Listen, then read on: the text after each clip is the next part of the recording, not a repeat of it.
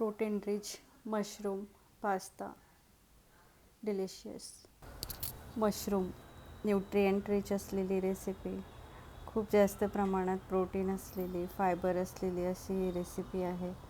हल्ली मुलांना खूप जास्त असं प्रोटीन हवं असतं, त्यासाठी मशरूम हे एक चांगलं ऑप्शन आहे.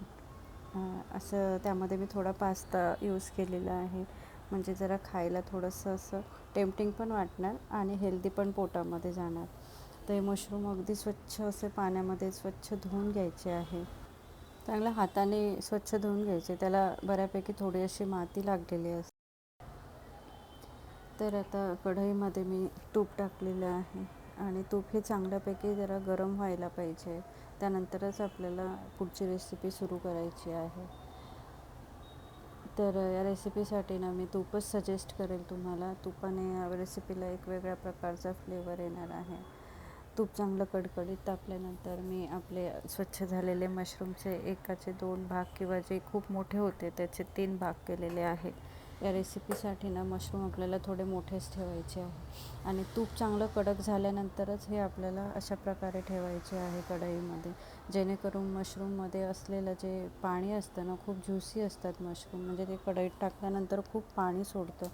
त्यामुळे हे असे 1 बाय 1 आपल्याला तुपावरच ठेवायचे आहे, म्हणजे त्यामध्ये असलेलं जे ज्यूस आहे ना ते लॉक होणार आहे आतमध्ये. तर अशाच प्रकारे ठेवायचे आहे, म्हणजे एकदमच टाकून देऊन ती पटापटा परतले असं करायचं नाही आहे, जेणेकरून मशरूममध्ये असलेला ज्यूस त्यामध्ये लॉक होईल. खूप अशी गडबड करून नाही करता येणारी रेसिपी, त्यामुळे आपल्याला असं 1 बाय 1 ठेवूनच आपल्याला हे करायचे आहे मशरूम. थोडंसं संयमाने पण एकदम टेस्टी आणि टेम्पटिंग बनणारी ही एक रेसिपी आहे. तर हे तूप चांगलं कडकडीत तापून झालं कीच आपल्याला मशरूम त्यामध्ये टाकायचे आहे. आणि हे मशरूम आता माझ्याकडे आणखी थोडेफार शिल्लक राहिले होते, त्यासाठी मी थोडी आणखी जागा केली मशरूमसाठी आणि 5-6 तुकडे तरी शिल्लक राहिले होते, त्यामुळे थोडी जागा करून मला ते मशरूमचे तुकडे आणखी कढईमध्ये ठेवायचे आहे.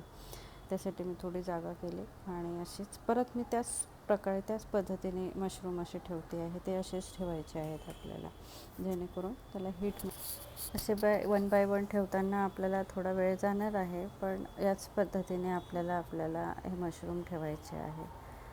तर थोडं संयमाने बनणारी रेसिपी आहे, पण टेस्टी अशी यम्मी होऊन येणारी ही रेसिपी आहे. आणि हे मशरूम टाकल्यानंतर सेकंड टाईम जे टाकले त्यानंतर मला थोडं असं वाटलं की तूप कमी पडतं आहे, म्हणून मी 1 चमचा आणखी त्यामध्ये 1 चमचा तूप घातलेला आहे. आणि गॅस परत मोठाच ठेवायचा आहे आपल्याला. थोडा धूर होणार आहे गॅस मोठा असताना आणि तूप घातल्यानंतर, पण त्याला तुम्ही इग्नोर करा, कारण आपल्याला मोठ्या गॅसवरच मशरूम परतायचे आहे. कमी गॅस करून जर तुम्ही मशरूम परतले ना तर ते खूप पाणी सोडणार मशरूम, त्यामुळे मोठा गॅसची फ्लेम ठेवणं हे मस्ट आहे. एकदम मोठ्या गॅसवर आपण 5 मिनटं परतून झाले ना ठेवल्यानंतर की मग नाही ते पाणी सोडणार. पण फर्स्ट ऑफ ऑल तर आपल्याला मोठ्या गॅसवरच करायचं आहे आपल्याला. आता या वेळेला गॅस कमी केला तरी चालेल. आता मी थोडं मीठ घातलं आहे यामध्ये. मीठ याच वेळेला टाकायचं, आधी टाकलं तर परत मशरूम सगळं पाणी सोडेल, तर ते पाणी सुटू द्यायचं नाही आहे आपल्याला रेसिपीला. आता माझ्याकडे एक चिली फ्लेक्स होतं, ते मी टाकलं आहे. ते चिली फ्लेक्स आणि मीठ आता चांगलं मिक्स करून घ्यायचं आहे. चिली फ्लेक्सने ना आपल्याला थोडंसं असं स्पायसी फ्लेवर मिळणार आहे. थोडं 1-2 मिनटं असं परतून घ्यायचं आहे आपल्याला, म्हणजे असलेलं मीठ 1-2-3 मिनटं आपल्याला लो फ्लेमला कमी गॅसवरच असं परतून घ्यायचं आहे. असलेलं मीठ आणि रेड चिली फ्लेक्स त्याला व्यवस्थित कोट होणार आहे. आता यावेळेला ज्यूस सुटतं आहे असं वाटतं आहे आपल्याला मशरूमला, मिठामुळे थोडंसं पाणी ज्यूसी होईल ते आणि सुटलेलं दिसतं आहे कढईमध्ये, तुम्ही बघू शकता. त्यावेळेला मी आता या रेसिपीमध्ये थोडंसं अगदी 1 टेबलस्पून असं मेयोनीज टाकलं आहे त्यामध्ये आणि ते व्यवस्थित आपल्याला मिक्स करून घ्यायचं आहे. म्हणजे त्या मशरूमला मिठामुळे सुटलेलं थोडंसं जे पाणी आहे ना ते याच्याबरोबर मिक्स होऊन जाणार आहे आणि त्याला कोट होणार आहे ते मेयोनीज त्यामध्ये. आणि व्यवस्थित सगळे इन्ग्रेडियंट मिक्स झाल्यानंतर आपल्याला आपल्या घरात अवेलेबल असलेलं जर फ्रेश क्रीम असेल ना तर फ्रेश क्रीम टाकायचं आहे. मी इथे फ्रेश क्रीम टाकते आहे. थोडं फ्रेश क्रीमने एक वेगळ्या प्रकारचं असं गोडवा येणार आहे या रेसिपीला. तर फ्रेश क्रीम आणि मेयोनीज एका बाउलमध्ये गरम पाणी केलं आणि त्यामध्ये मीठ घालून मी पास्ता बॉईल करून घेतलेला आहे. तो मी यूज करणार आहे रेसिपीमध्ये.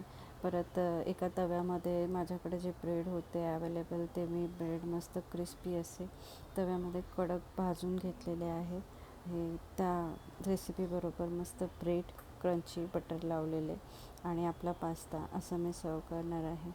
तर आता हे त्यानंतरची जी प्रोसेस आहे ते बॉईल झालेले जे आपले पास्ता आहे ना, ते मी यामध्ये टाकते ना आणि मस्त बॉईल असे सॉफ्ट होऊ द्यायचे आहेत ते पास्ता आणि त्यानंतर ते टाकायचे आहे. छान मिक्स करून घ्यायचे आहे त्याला आणि कमी गॅसवर आता झाकण ठेवून 5 मिनटं होऊ द्यायचे आहे.